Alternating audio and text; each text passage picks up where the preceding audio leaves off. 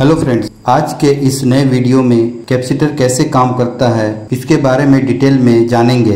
किसी भी electrical circuit के डिजाइन में कैपेसिटर एक जरूरी पैसिव इलेक्ट्रिकल कंपोनेंट है जो एप्लीकेशन के हिसाब से अलग अलग शेप और साइज में उपलब्ध होते हैं। कैपेसिटर का मेन काम अपने अंदर इलेक्ट्रिकल एनर्जी को स्टोर करके रखता है और जरूरत के हिसाब से इस स्टोर एनर्जी को रिलीज करता है। कैपेसिटर आमतौर पर दो कंडक्टिंग प्लेट से मिलकर बना होता है जिन्हें इंसुलेटिंग मटेरियल द्वारा अलग रखा जाता है। यह इंसुलेटिंग मटेरियल डाइइलेक्ट्रिक कहलाता है जो करंट के फ्लो का अपोजिशन करता है। कैपेसिटर के दोनों कंडक्टिंग प्लेट्स के बीच वोल्टेज अप्लाई करने से पहले दोनों कंडक्टिंग प्लेट्स इलेक्ट्रिकली न्यूट्रल होती हैं।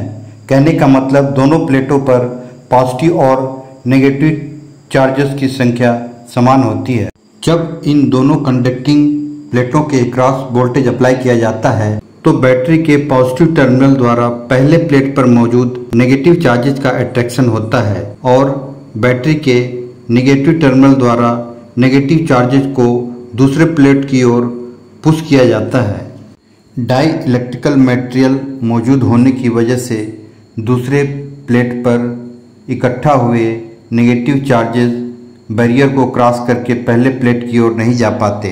कुछ समय के बाद बैटरी के नेगेटिव टर्मिनल से कनेक्टेड प्लेट पर नेगेटिव चार्जेस की संख्या बढ़ने लगती है और बैटरी के पॉजिटिव टर्मिनल से कनेक्टेड प्लेट पर नेगेटिव चार्जेस की संख्या कम होने लगती है, जिसकी वजह से बैटरी के पॉजिटिव टर्मिनल से जुड़े प्लेट पर पॉजिटिव चार्ज और बैटरी के नेगेटिव टर्मिनल से जुड़े प्लेट पर नेगेटिव चार्ज अलग अलग होकर इकट्ठा हो जाते हैं, जिससे पहला प्लेट पॉजिटिवली और दूसरा प्लेट नेगेटिवली चार्ज हो जाता है। इस तरह से इन दोनों प्लेटों पर चार्ज पार्टिकल मौजूद हो जाने की वजह से इनके अक्रॉस पोटेंशियल डिफरेंस डेवलप हो जाता है जो कि सप्लाई वोल्टेज के बराबर होता है। पोटेंशियल डिफरेंस के कारण इन दोनों प्लेटों के बीच एक इलेक्ट्रिक फील्ड स्टेबलिश हो जाती है। यह इलेक्ट्रिक फील्ड इलेक्ट्रिकल एनर्जी को पोटेंशियल एनर्जी के रूप में स्टोर करता है, जिसे फार्मूला E=V/d के रूप में रिप्रेजेंट किया जाता है, जहां E दोनों प्लेट के बीच का electric field, V applied voltage और D दोनों प्लेट के बीच का डिस्टेंस होता है। यह इलेक्ट्रिक फील्ड अप्लाइड वोल्टेज के डायरेक्टली प्रोपोर्शनल और दोनों कंडक्टिव प्लेटों के बीच डिस्टेंस के इन्वर्सली प्रोपोर्शनल होती है। कहने का मतलब इलेक्ट्रिकल फील्ड की वैल्यू अप्लाइड वोल्टेज बढ़ाने से बढ़ती है और दोनों प्लेटों के बीच डिस्टेंस बढ़ाने से कम होती है। कैपेसिटर फुली चार्ज होने पर वोल्टेज सोर्स को रिमूव करने के बाद भी इसमें stored energy as it is रहती है। यदि हम इन दोनों प्लेट्स के बीच किसी लोड को जोड़ते हैं तो पहले प्लेट द्वारा नेगेटिव चार्ज का अट्रैक्शन होता है और करंट दूसरे प्लेट से पहले प्लेट की ओर फ्लो होती है और बल्ब ग्लो हो जाता है। यह तब तक होता है जब तक कि दोनों प्लेट इलेक्ट्रिकली न्यूट्रल नहीं हो जाते। इस तरह से कैपेसिटर इस कंडक्टिंग पाथ द्वारा डिस्चार्ज हो जाता है। कैपेसिटर द्वारा चार्ज स्टोर करने की क्षमता को कैपेसिटेंस कहते हैं।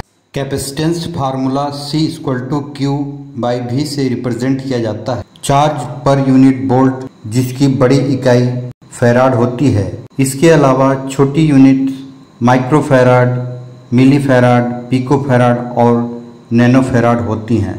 कैपेसिटर में कैपेसिटेंस की वैल्यू तीन चीज़ों पर निर्भर करती है।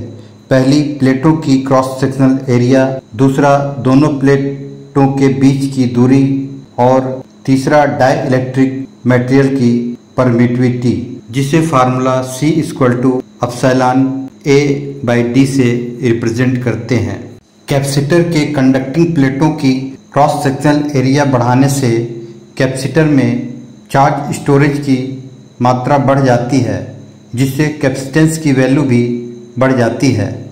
दोनों कंडक्टिंग प्लेटों के बीच की दूरी कम करने से इलेक्ट्रिक फील्ड की वैल्यू इंक्रीज हो जाती है और कैपेसिटेंस में अधिक मात्रा में चार्ज स्टोर होने लगता है, जिससे कैपेसिटेंस की वैल्यू बढ़ जाती है। परमिटिविटी किसी मटेरियल का वह प्रॉपर्टी है जो इलेक्ट्रिक फील्ड के अगेंस्ट विरोध करता है। इसकी वैल्यू ज़्यादा होने से कैपेसिटेंस की वैल्यू भी ज़्यादा हो जाती है। किसी भी कैपेसिटर के कैपेसिटेंस की वैल्यू डाइलेक्ट्रिक मटेरियल की परमिटिविटी और कंडक्टिंग प्लेट की क्रॉस सेक्शनल एरिया के डायरेक्टली प्रोपोर्शनल और दोनों कंडक्टिंग प्लेटों के डिस्टेंस के इन्वर्सली प्रोपोर्शनल होता है। कैपेसिटर विभिन्न इलेक्ट्रॉनिक सर्किट और डिवाइसेस में यूज किया जाता है।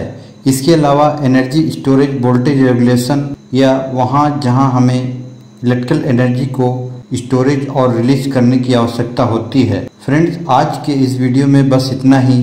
किसी भी सजेशन या डाउट के लिए कमेंट करें। वीडियो पसंद आया हो तो लाइक और शेयर करें।